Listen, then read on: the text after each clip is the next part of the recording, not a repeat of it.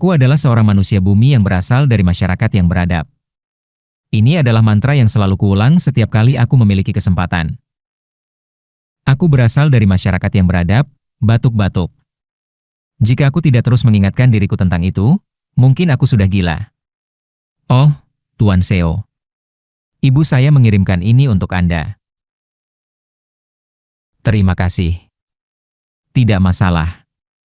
Semoga cepat sembuh dan buatlah sabu lagi.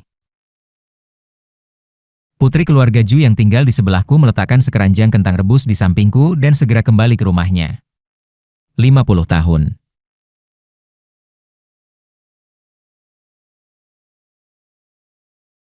Sudah 50 tahun sejak aku jatuh ke dunia terkutuk ini. Batuk.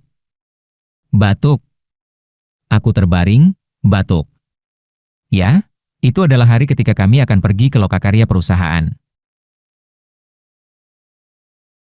Aku sedang dalam perjalanan ke lokakarya bersama Direktur Kim dan karyawan perusahaan lainnya.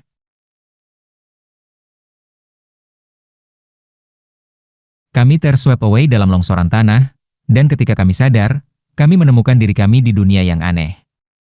Seekor rubah sebesar rumah dengan 3 ekor. Seekor ular besar bersisik merah dengan 2 kepala. Dan, makhluk-makhluk yang mengayunkan pedang, terbang di angkasa. Itu adalah dunia seperti novel seni bela diri yang kadang-kadang aku baca. Meskipun itu adalah dunia yang aneh, kami beradaptasi dengan baik. Sebagian besar rekan kerjaku mungkin berhasil dengan baik. Kecuali aku. Direktur Kim, Kepala Oh, Kepala Seksi Jeon, Wakil Manajer Kang, Wakil Manajer Oh, dan Manajer Kim, yang berada di mobil yang sama. Dalam waktu 3 hari setelah tiba di dunia bela diri ini, Kepala Seksi Jeon, Wakil Manajer Kang, dan Kepala Oh menarik perhatian para senior dari sekte-sekte kultivasi dan menjadi murid mereka. Wakil Manajer Oh dibawa pergi oleh seorang pria dengan latar belakang misterius pada hari keempat, mengklaimnya sebagai kerabatnya. Dan Manajer Kim dibawa pergi oleh seorang lelaki tua yang mengendarai boneka mekanik raksasa pada malam hari keempat, setelah dia menyadari kemampuan unik Manajer Kim.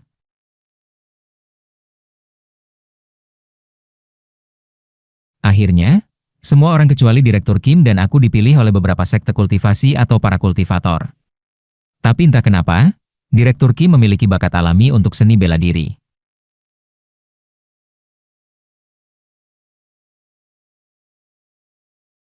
Dia tidak belajar metode kultivasi, tetapi setelah bekerja dalam pekerjaan kasar bersamaku selama 6 bulan, dia membeli teknik seni bela diri kelas 3 dari seorang pedagang kaki 5, dan dengan bakatnya yang luar biasa, dia menjadi seorang master terkemuka dan pergi ke dunia bela diri. 10 tahun kemudian, aku mendengar bahwa dia telah menjadi salah satu dari 10 seniman bela diri teratas di dunia. 20 tahun kemudian, dia dikenal sebagai salah satu dari 3 master teratas di dunia bela diri. Dan setelah 30 tahun, dia menjadi yang nomor 1 di dunia, mendirikan aliansi Wulin, dan menjadi pemimpin pertamanya, lalu menghilang setelah menstabilkan dunia bela diri selama 10 tahun. Desas-desus mengatakan bahwa dia naik ke alam yang lebih tinggi. Begitulah. 3 dari 7 yang jatuh ke dunia seni bela diri ini menjadi murid sekte-sekte kultivasi terkenal. 1 menjadi kerabat seorang pria aneh. 1 diakui bakatnya oleh monster. Dan 1 lagi melepaskan bakat seni bela dirinya. Semua orang mendapatkan akhir yang bahagia. Kecuali aku.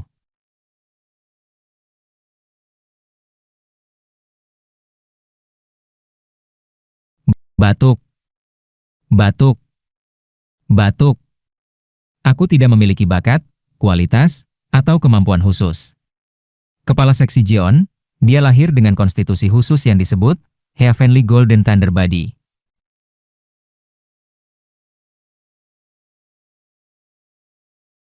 Wakil Manajer Kang juga terbangun dengan akar khusus yang disebut Ghostly Transforming Immortal Root. Dan Kepala Oh memiliki tubuh yang dikenal sebagai Unique Holy Body. Dan pada hari keempat, Wakil Manajer Oh terbangun dengan kemampuan aneh untuk memanggil hujan dan awan. Setelah Wakil Manajer Oh pergi dengan pria yang berasal dari misterius, Manajer Kim juga terbangun dengan kemampuan unik untuk melihat segala sesuatu dalam radius 10 mil bahkan dengan matanya tertutup. Direktur Kim dan aku terpesona oleh pertemuan takdir dan hak istimewa khusus dari dunia lain ini. Kami berdua ditinggalkan, berharap bahwa sesuatu yang serupa akan terjadi pada kami. Tapi baik Direktur Kim maupun aku tidak mendapatkan akar khusus atau kemampuan unik.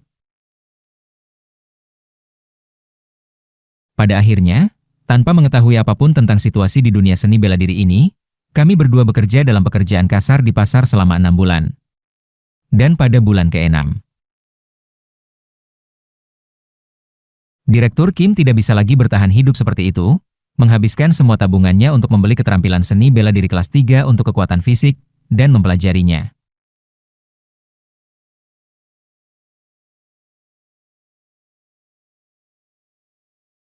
Dalam 3 bulan, dia menguasai seni bela diri itu dan menjadi seorang seniman bela diri.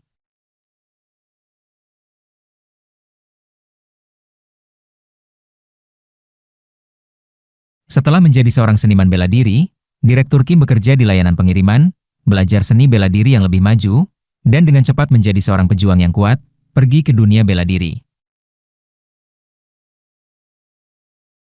Meninggalkanku di belakang. Aku juga berharap bahwa mungkin aku akan memiliki beberapa pertemuan takdir. Menemukan bakat tersembunyi. Membangkitkan kemampuan unik, atau mengembangkan akar spiritual yang istimewa. Aku hidup di dunia ini dengan harapan kecil itu. Tapi, 10 tahun berlalu. 20 tahun berlalu. 30 tahun berlalu. Tidak ada yang terjadi padaku. 40 tahun berlalu. 50 tahun berlalu. Batuk. Batuk. Aku hanyalah seorang tua yang sekarat karena flu. Aku adalah bumi, bumi. Sekarang, hanya agar aku tidak lupa bahwa aku adalah manusia bumi. Aku bergumam pada udara. Seorang kakek yang ribut telah aku jadi. Huf. Huf. Mengapa kami datang ke dunia ini? Mengapa mereka semua terbangun dengan garis keturunan, akar, kemampuan, dan bakat unik? Mengapa aku tidak?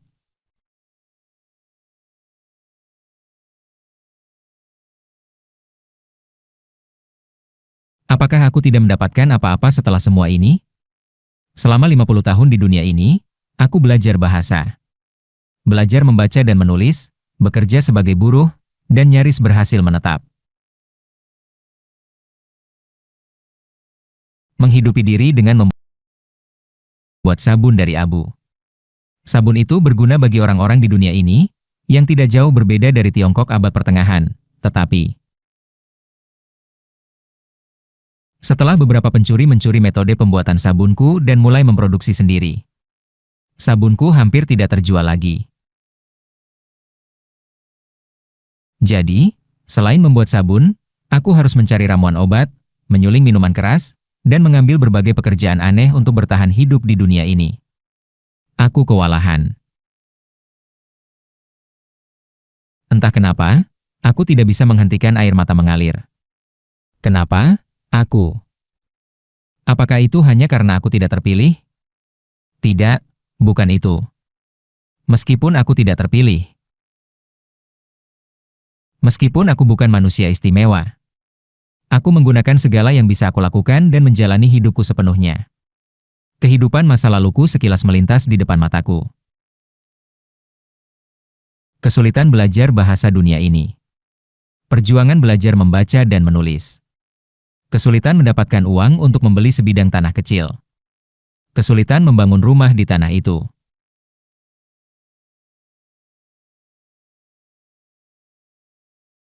Menetap di desa dan mengenal para penduduk desa. Menerapkan pengetahuanku dari bumi untuk membuat dan menjual sabun.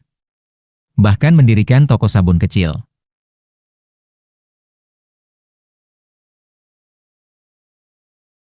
Tapi setelah beberapa seniman bela diri kelas 3 mencuri teknik pembuatan sabunku dan membuka toko serupa, tidak ada yang datang ke tokoku selain beberapa pelanggan tetap.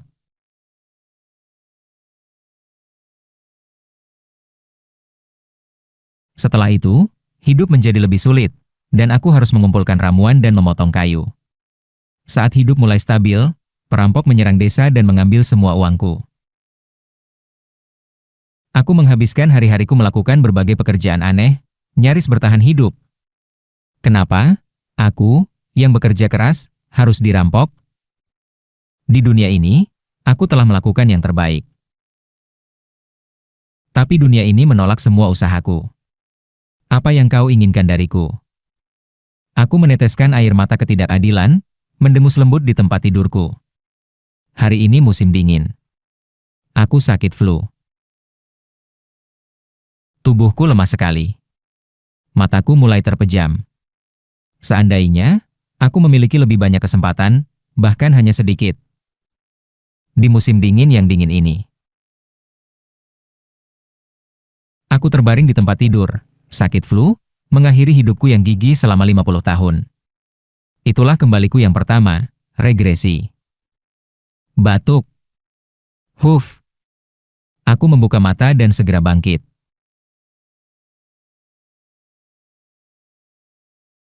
Aku bisa merasakannya dengan jelas. Saat aku menutup mata dan terbaring di tempat tidur, meluncur ke dalam kegelapan. Saat kehidupan dalam tubuhku menjadi dingin dan pergi. Aku telah mati. Tapi kenapa? Apakah aku hidup? Terkejut.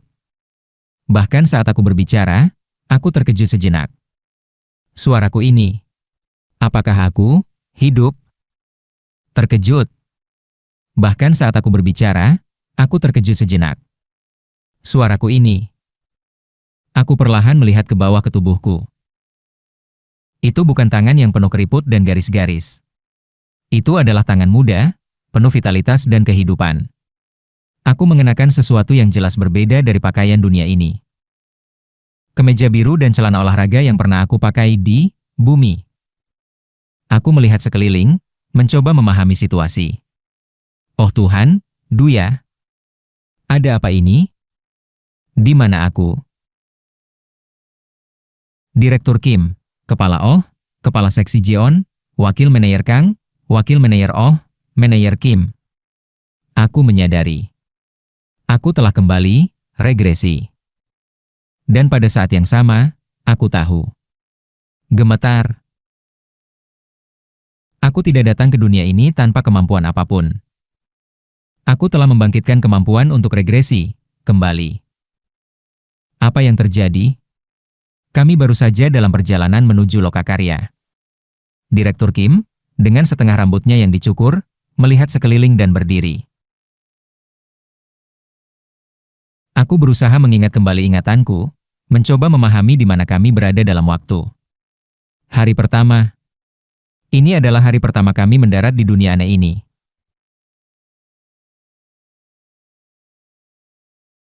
Aku ingat bagaimana kami bisa berada di sini. Kami berada di dalam SUV, menuju Lokakarya, lalu terjadi longsor. Kami terjebak dalam longsor, dan tiba-tiba sesuatu menyala.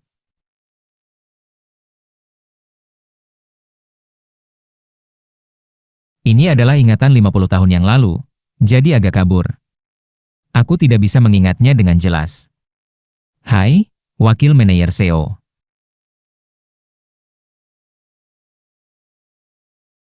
Sekarang setelah aku mengalami regresi, bagaimana seharusnya aku hidup? Wakil Manajer SEO.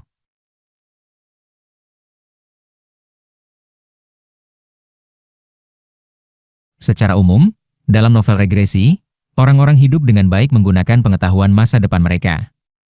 Tapi semua yang aku tahu tentang masa depan hanyalah hal-hal sepele seperti anak perempuan Pak Ju yang lahir 30 tahun kemudian. Seo Eun Hyun, Wakil Manajer. Ah, Kepala Seksi Jeon. Maaf, aku agak terkejut.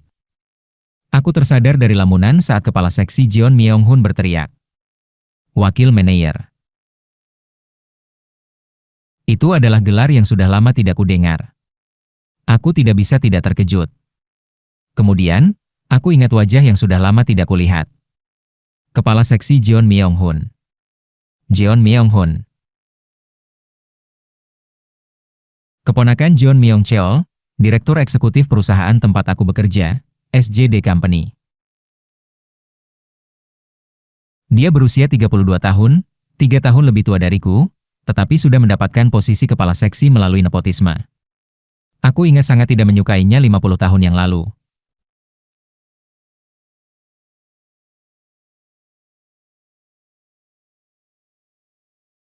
Tapi menganggapnya sebagai wajah yang sudah lama tidak kulihat selama 50 tahun, sebenarnya aku cukup senang melihatnya.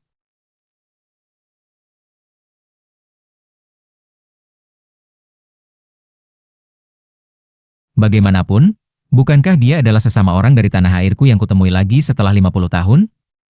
Saatnya untuk bergaul dengan baik, pikirku. Swos.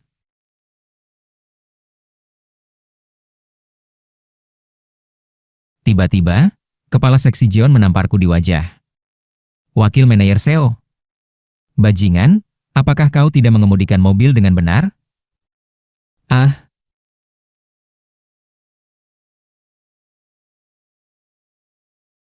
aku berdiri di sana terpana, setelah ditampar, dan cepat-cepat menghapus pemikiran tentangnya sebagai sesama orang dari tanah airku.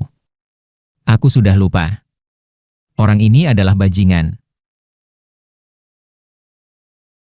Bajingan, ini semua karena kami terjebak dalam keadaan ini.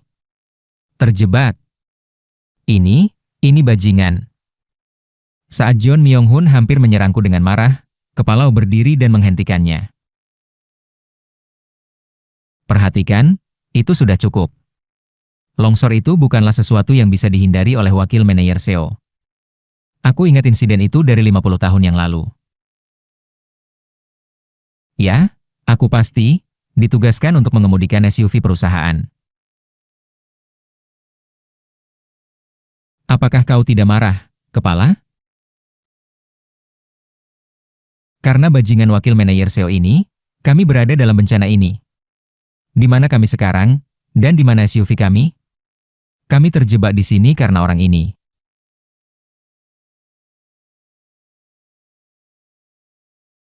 Dan kemudian, aku ingat. Aku pasti tertidur saat mengemudi.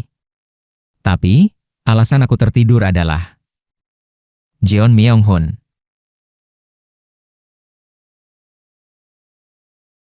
Orang itu membebankan pekerjaan padaku sehari sebelum lokakarya. Pekerjaan yang telah dia tunda, memaksaku begadang semalaman. Jika kau akan tertidur, seharusnya kau menyerahkan kemudi kepada orang lain. Apa ini semua? Memikirkan kembali. Bukankah John Myong-hun seharusnya yang mengemudikan? Benar. Awalnya, John Myong-hun yang seharusnya mengemudikan. Tapi dia ingin menggoda karyawan wanita di kursi belakang, memaksaku untuk duduk di kursi pengemudi. Bajingan bodoh ini. Kami terjebak karena dia. Ah, ingatan dari 50 tahun yang lalu mulai jelas kembali. Saat itu, aku sangat bingung dan tidak mengerti apa yang sedang terjadi. Jadi, tanpa sadar, aku meminta maaf kepada Jeon Myong-hun. Aku bahkan berpikir itu adalah kesalahanku. Tapi melihat kembali ingatan itu dari 50 tahun yang lalu.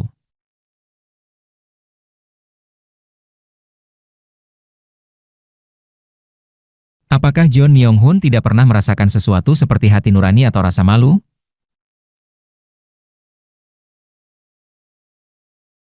Aku pasti sudah meminta John Myong-hun dan karyawan wanita beberapa kali untuk mengambil alih kemudi sejenak.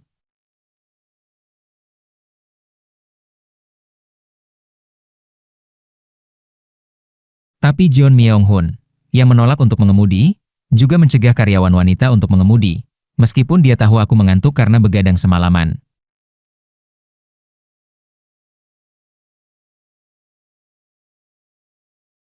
Sebagai wakil manajer, aku tidak bisa meminta kepala dan direktur untuk mengemudi. Aku harus mengemudi selama 4 jam tanpa istirahat meskipun mengantuk karena John Myong-hun. Jadi, kepala seksi Jeon, aku punya sesuatu yang ingin kukatakan. Perhatikan dia, bertindak angkuh. Ya, karena kami terjebak karena wakil manajer SEO. Jika kau memiliki hati nurani, kau seharusnya meminta maaf. Aku sangat mengantuk, ya. Tapi menurut ingatanku, aku mengemudikan mobil dengan benar sampai akhir, bahkan dengan bantuan kopi. Ketika longsor terjadi, aku mencoba menghindarinya.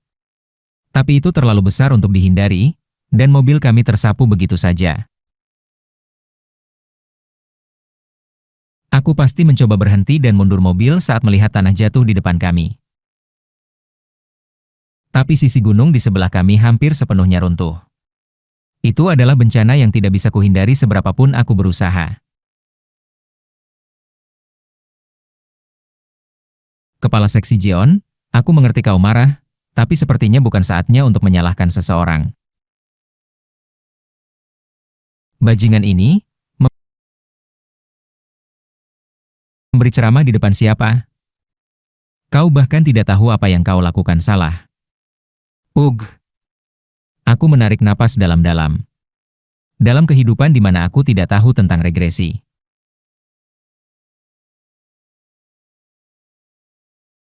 Selama 50 tahun, aku belajar bagaimana bertahan hidup sambil hidup dengan gigih. Belajar untuk bertahan ketika bandit kuat menginjak-injakku dan mengambil uangku. Belajar untuk bertahan ketika petarung ganas menghinaku. Belajar untuk bertahan ketika pejabat setempat mengambil semua yang kumiliki, bahkan hal-hal yang tidak kumiliki, untuk mengumpulkan pajak. Ya, di depan mereka yang tidak bisa kutangani, bertahan adalah kebenaran. Tapi, hai, apa, hei, Seo Eun Hyun, bajingan, apa sekarang? Membungkuk tidak perlu di depan mereka yang bisa kutangani.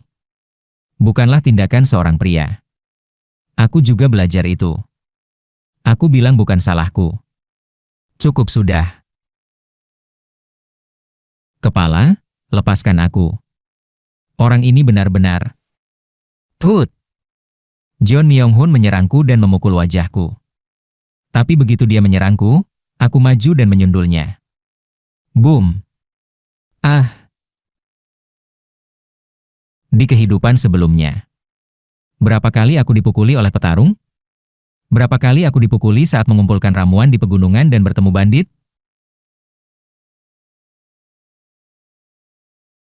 Berapa kali aku dipukuli saat sekelompok perampok menyerang saat kelaparan? Dipukuli, dipukuli, dan dipukuli lagi.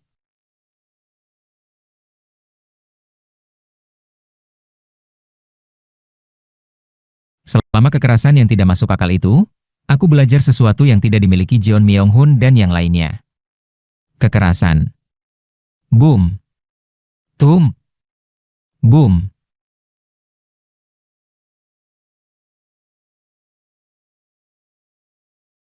Begitu sundulan pertama terhubung, aku menyerang dan tanpa ampun memukul Jeon Myung-hun.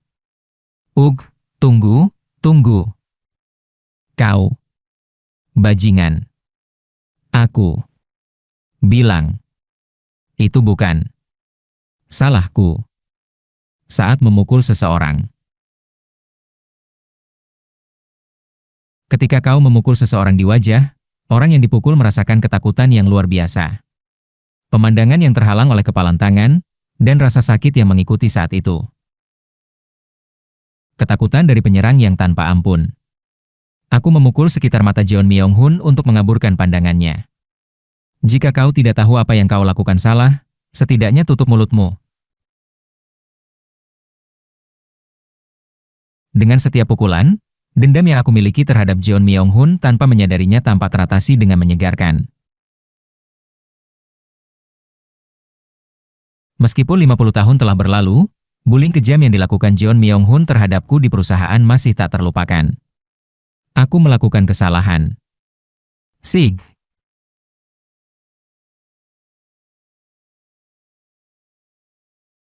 Saat permintaan maaf keluar dari mulut Jeon Myung-hun yang angkuh, aku berhenti memukulnya dan melihat sekeliling. Direktur Kim, Kepala Oh, Wakil Manajer Kang, Wakil Manajer Oh, Manajer Kim. Semua orang menatapku dengan mata ketakutan. Di antara mereka, Direktur Kim berbicara padaku dengan suara bergetar. Wakil Manajer Seo, Tidak peduli apapun, memukul rekan kerja sampai sejauh itu. Ya, kau benar. Maaf. Tapi aku sangat marah saat itu. Aku minta maaf telah mengejutkan semua orang. Dan bagaimanapun, aku adalah pengemudi, jadi aku minta maaf karena tidak melakukan lebih banyak saat itu.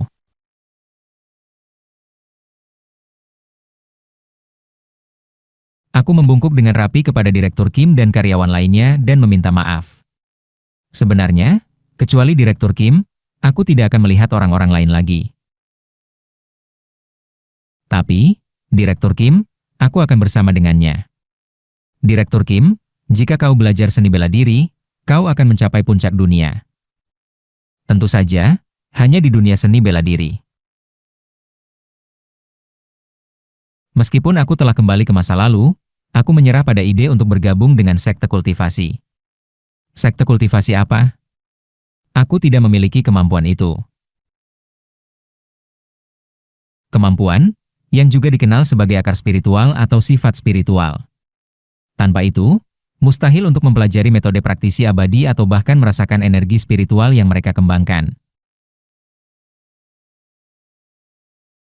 Jika ada sesuatu yang aku harapkan dalam kehidupan ini, aku berharap aku mendapatkan bahkan sedikit lebih banyak kesempatan untuk bekerja lebih keras daripada di kehidupan sebelumnya.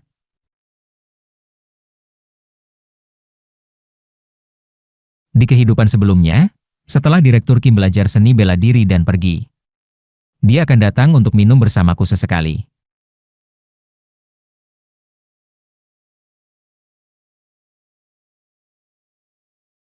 Bahkan itu berhenti sepenuhnya setelah dia mencapai puncak keterampilannya. Tapi kehidupan ini berbeda. Jika aku mendukung Direktur Kim dengan aktif, mungkin beberapa manfaat akan jatuh padaku. Untuk itu, aku perlu berlaku baik padanya mulai sekarang. Benar, semua orang berada dalam situasi membingungkan, dan Kepala Seksi Jeon terlalu memaksa. Tentu saja, Wakil Manajer Seo juga bereaksi terlalu keras. Minta maaf. Ya, Direktur. Kau benar. Setelah membungkuk kepada Direktur Kim lagi, aku membantu Kepala Seksi Jeon bangkit dan berkata, "Aku minta maaf, Kepala Seksi Jeon. Aku terlalu keras. Aku benar-benar minta maaf." Kau, bajingan. Saat aku menunjukkan kerendahan hati lagi, Jeon Myung-hun, yang tampaknya telah mendapatkan kembali semangatnya, menatapku dengan tajam.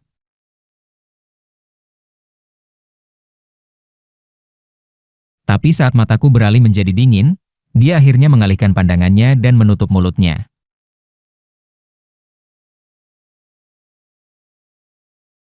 Bagaimanapun, sepertinya ini adalah hutan untuk saat ini. Bagaimana kalau kita berjalan keluar dan mencari desa terdekat? Direktur Ki melihat sekeliling dan menyarankan.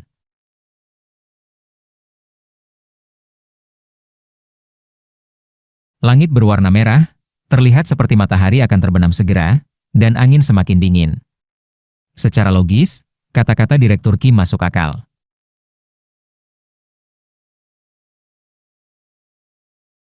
Tapi, di tempat ini, kebijaksanaan konvensional harus dibuang.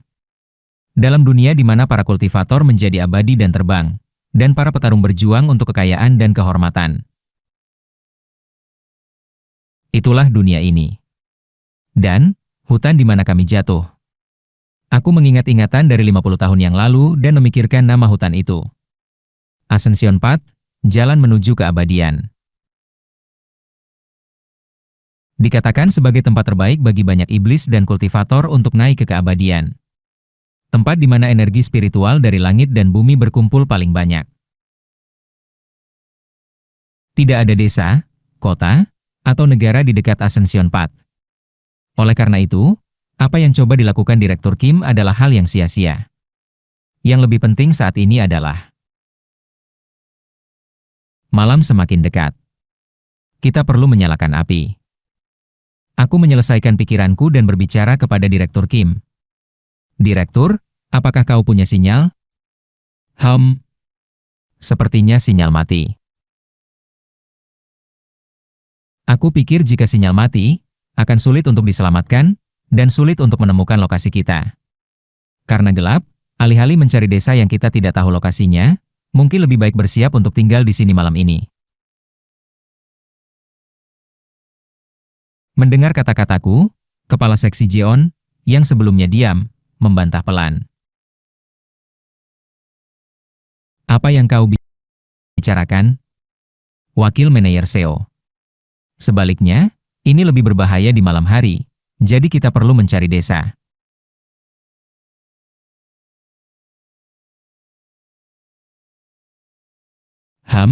Menurut pendapatku, lebih berbahaya untuk bergerak sembarangan. Bagaimana jika begini? Aku menunjuk ke pohon tinggi di dekatnya. Mengapa tidak naik pohon itu dan melihat apakah ada desa atau bahkan jalan di dekatnya? Jika tidak ada apa-apa di sekitar, bagaimana kalau kita lakukan seperti yang aku katakan? Naik pohon itu? Siapa yang akan memanjat? Itu? Kau, Wakil Manajer Seo? Ya, jika tidak ada yang tahu cara memanjat pohon, maka aku yang akan melakukannya.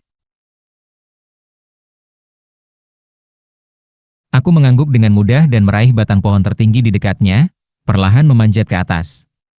Aku pernah bertemu babi hutan saat memetik ramuan di pegunungan. Saat itu, aku memanjat pohon yang kokoh di dekatnya dalam situasi hidup atau mati. Orang modern biasanya tidak memanjat pohon, tetapi setelah mengalami berbagai kesulitan di kehidupan sebelumnya sebelum kembali, aku dengan mudah memanjat ke puncak pohon besar itu. Apa yang kau lihat? Wakil Manajer Seo. Di bawah, Direktur Kim berteriak. Seperti yang diharapkan, di sekeliling adalah hutan yang tak berujung. Tidak ada jalan atau desa, apalagi jejak manusia.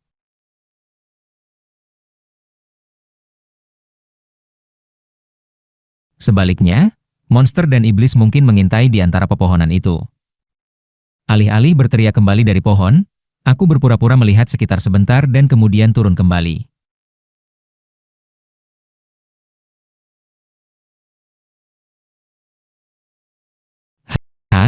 Wakil Manajer Seo.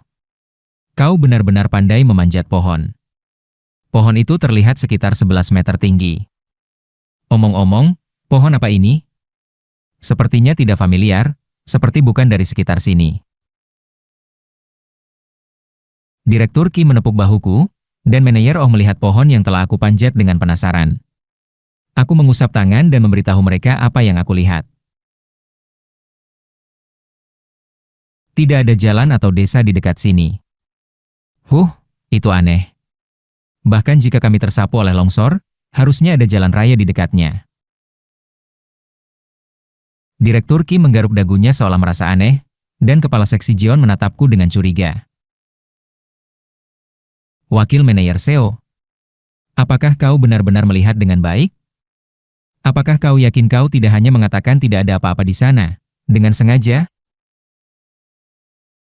Mengapa aku harus berbohong tentang itu? Aku lebih suka tidur di rumah daripada berkemah di hutan. Jika kau tidak percaya padaku, Kepala Seksi Jeon, kau bisa memanjat dan melihat sendiri.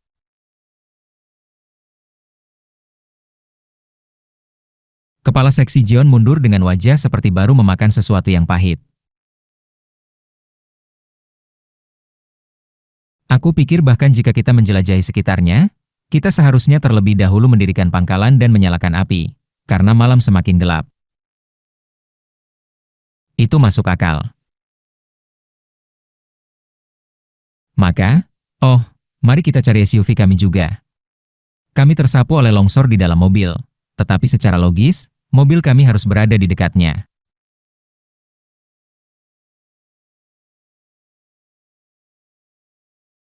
Direktur Kim bertepuk tangan dan berkata, tapi, ini adalah tempat di mana akal sehat tidak berlaku. SUV kami hilang. Itu tidak akan berada di manapun.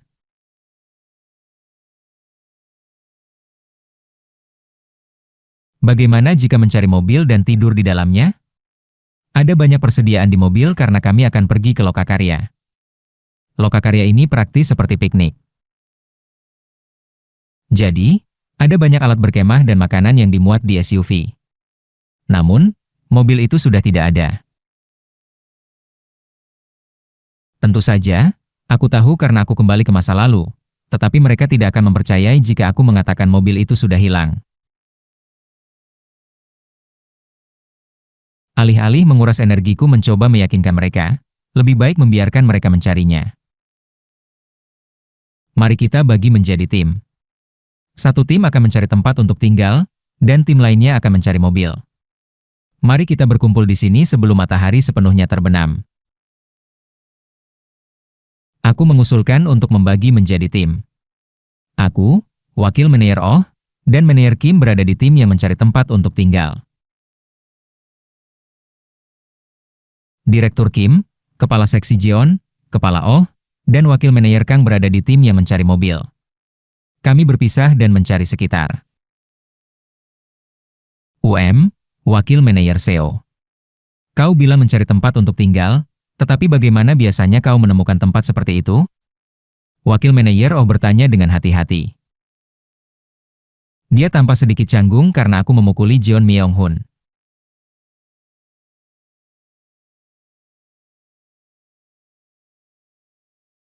Tidur di pegunungan atau hutan itu berbahaya. Binatang liar dan makhluk bisa menyerang. Dan jika kau menyalakan api di sembarang tempat, itu bisa menyebabkan kebakaran hutan. Yang terbaik mungkin sebuah gua kecil. Ah, seperti tempat di sana. Oh, sebuah gua? Kau menemukannya dengan cepat? Kau beruntung. Tentu saja, gua yang secara alami aku tunjukkan kepada mereka adalah tempat yang pernah aku kunjungi 50 tahun yang lalu. Dalam kehidupan sebelumnya, itu adalah tempat perlindungan yang hampir kutemukan setelah berkelana selama berjam-jam. Bagi wakil manajer Oh dan manajer Kim, tampaknya itu keberuntungan, tetapi sebenarnya, itu bukan kebetulan tetapi suatu keharusan. Bahkan di kehidupan sebelumnya, itu adalah tempat yang sempurna untuk tinggal tanpa bahaya di dalamnya. Aku melihat gua dan mengumpulkan ranting dan daun dari sekitar. Wah, Tuan Seo, kau benar-benar terampil. Apakah kau melakukan sesuatu seperti pramuka? Ah, ya, semacam itu. Meskipun bukan pramuka, tetapi lebih kepada pengalaman 50 tahun di pramuka tua. Kita bisa menyalakan api nanti dengan pemantik api Direktur Kim. Mari kita kumpulkan kayu bakar untuk api unggun. Oh, rasanya seperti saat aku pergi ke perkemahan pelatihan saat kecil. Benar, benar. Rasanya persis seperti saat itu. Kedua karyawan wanita itu mengobrol dengan ceria saat mereka bergabung denganku mengumpulkan ranting kering dan cabang untuk kayu bakar. Kemudian, saat matahari terbenam. Sekarang, mari kita perlahan kembali ke tempat terbuka yang kita tempati sebelumnya. Yang lain juga akan berkumpul di sana. Baiklah. Iya.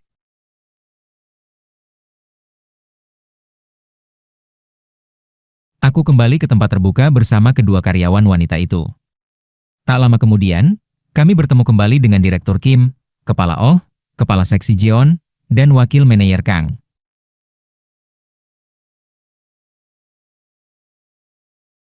Apakah kalian menemukan SUV?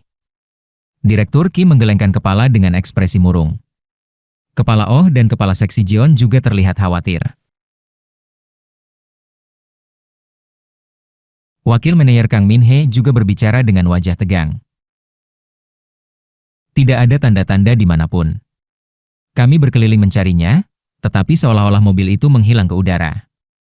Secara logis, jika mobil tersapu oleh longsor, mengapa kami keluar darinya dan mobilnya hilang?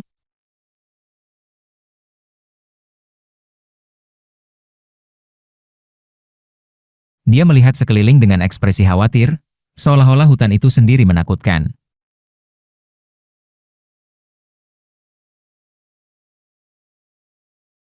Tidak ada yang bisa kita lakukan sekarang. Kami telah menemukan tempat untuk menghabiskan malam, mari kita tinggal di sana. Kami akan melanjutkan pencarian yang lebih rinci besok. Baik. Kami bertiga mengikuti aku ke gua dengan wajah murung. Oh, apa ini? Tuan Seo yang membuatnya. Seo Eun-hyun benar-benar mampu. Apakah dia hidup di alam liar atau sesuatu? Wakil manajer Kang Min-hee terkejut melihat pelindung angin dan pintu gua yang aku buat. Kepala Oh Hyun-seok dengan tenang mengungkapkan kekagumannya dan memujiku. Direktur Kim juga mengangguk puas, dan Jeon Myung-hun. Dia tampak tidak puas tetapi, terlalu lelah untuk mengatakan apapun, hanya masuk. Direktur, pemantik apinya, tolong. Oh, benar.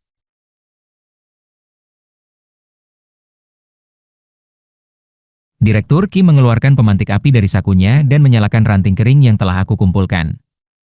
Kami duduk di sekitar api di dalam gua.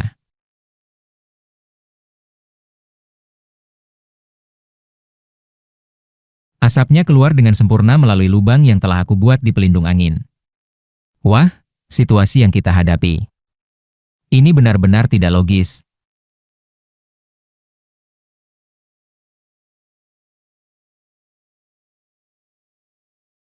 Semua orang duduk dengan ekspresi murung, tampaknya khawatir. Saat itulah terjadi. Gurgling. Suara itu datang dari perut manajer Kim Yeon. Wajahnya memerah karena malu. Oh, itu? Haha, tidak apa-apa. Kita semua melewatkan makan malam. Aku tersenyum dan mengeluarkan beri yang kutuai saat mengumpulkan ranting. Semua orang pasti lapar. Cobalah ini. Aku memetiknya sebelumnya. Apakah ini aman untuk dimakan? Tidak beracun, kan? Jeon Myung-hun, ketegangannya mereda, bertanya padaku dengan santai. Aku tersenyum dan memakan salah satu beri. Aku belajar tentang ramuan saat aku masih muda. Aku tahu apa yang aman untuk dimakan dan apa yang tidak. Meskipun mengatakan, saat aku masih muda, sedikit berlebihan, aku memang belajar itu di masa lalu. Melihatku memakan beri tanpa ragu, Kim Yeon juga mencoba satu dengan hati-hati. Wah, ini rasanya seperti kastanya mentah. Renyah, kan? Aku memetik banyak, jadi semua orang bisa mengambilnya. Melihat ini, Direktur Kim dan Wakil Manajer Oh mulai memakan beri yang telah kutuai. Wakil Manajer Kang dan Kepala Oh juga dengan senang hati memakannya. Hanya Jeon Myung-hun yang melihat beri dengan tidak senang dan berbaring lebih dulu, mengklaim dia lelah. Haha, ini luar biasa. Seharusnya kita serius, tetapi berkat Wakil Manajer Seo, kita bersenang-senang. Aku selalu tahu dari perusahaan betapa rajinnya dia. Aku dengar dia lelah mengemudi karena bekerja shift malam sebelumnya. Wakil manajer kami benar-benar rajin. Berkat wakil manajer Seo, rasanya seperti kita sedang berkemah. Benar. Kami semua menghabiskan malam dalam suasana yang hidup dan ramah. Aku juga tertawa lepas, bercakap-cakap dengan rekan-rekanku. Ini adalah malam untuk tertawa dan mengobrol karena mungkin ini adalah yang terakhir. Keesokan paginya.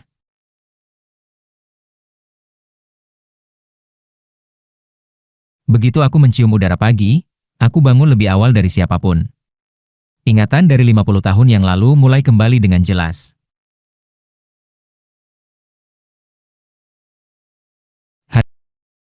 Hari pertama, setelah mengembara melalui hutan sepanjang malam, kami nyaris menemukan gua dan terjatuh.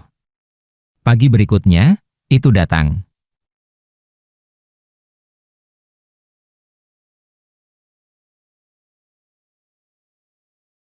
Meskipun 50 tahun telah berlalu, ketakutan, kejutan, dan rasa sakit dari waktu itu masih sangat mengerikan. Aku membuka pelindung angin di luar gua dan mulai melangkah keluar. Ini tepat sebelum fajar. Aku berkeliaran di sekitar, mengumpulkan ramuan yang baik untuk menghentikan rasa sakit dan pendarahan. Ramuan-ramuan itu dalam kondisi luar biasa, berkat hutan yang penuh dengan energi dari energi spiritual langit dan bumi. Ini lebih mirip ramuan spiritual daripada hanya ramuan obat.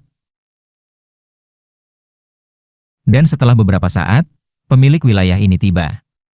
Dengan lompatan, sebuah makhluk sebesar rumah. Dengan 3 ekor dan mata yang menyala dengan api biru, itu adalah rubah berbulu putih.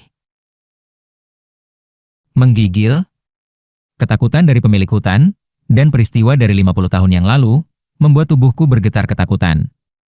Namun, memiliki pengalaman masa depan adalah keuntungan besar itu sendiri. Salam kepada pemilik hutan. Aku gagap, menggigit bibirku yang bergetar, dan perlahan membungkuk kepada rubah itu. Sekali, 2 kali, 3 kali.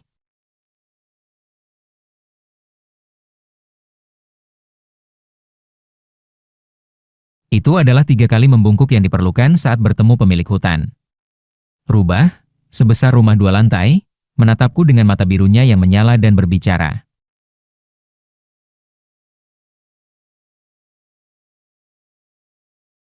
Aroma unik dari seorang manusia. Dalam ribuan tahunku, aku belum pernah menemui manusia dengan aroma seperti itu. Klik, klak, klik.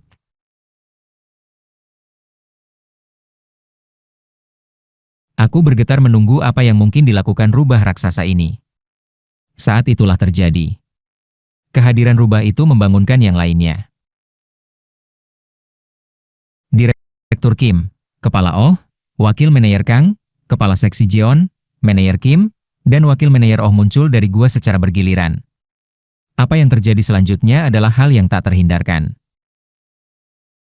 Ah, monster. Itu monster. Mendengar itu, rubah raksasa itu memutar matanya dengan tidak senang. Kalian manusia selalu tampaknya memiliki kecerdasan yang menyedihkan dan ketidaksopanan yang mengerikan. Biasanya, aku akan merobek satu anggota tubuh dari masing-masing dari kalian. Menggigil. Tapi karena salah satu dari kalian tahu bagaimana menghormati pemilik hutan, aku akan memaafkan kalian. Tatapan rubah raksasa itu jatuh padaku, yang telah berlutut dan membungkuk dengan hormat. Semua orang, tunjukkan rasa hormat kepada pemilik hutan. Jangan hanya berdiri di sana, berlututlah. Saat aku berteriak, yang lainnya tertegun dan kemudian canggung berlutut seperti aku.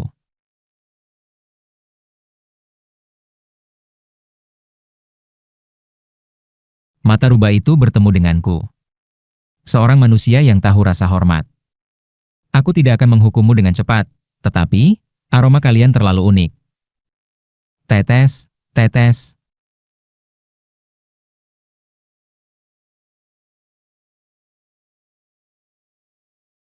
Dari sudut mulut rubah, cairan lengket mengalir. Air liur. Salah satu anggota tubuhmu. Biarkan aku mencicipi hanya satu. Maka aku akan mengizinkanmu tinggal di wilayahku untuk sementara waktu.